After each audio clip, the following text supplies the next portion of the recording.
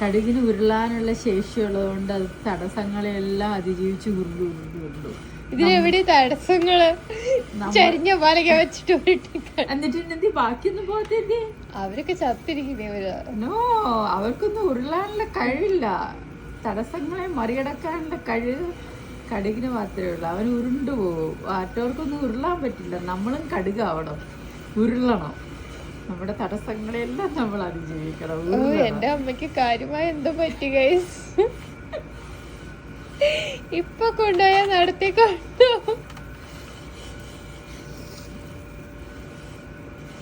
ഓരോ കടുകുമണിക്കും അതിൻ്റെതായ കഥകൾ പറയാനുണ്ടാവും. വെയിലിനെ, മഴയിനെ, മഞ്ഞിനെ അതിജീവിച്ചിട്ടാണ് അവർ വരിക.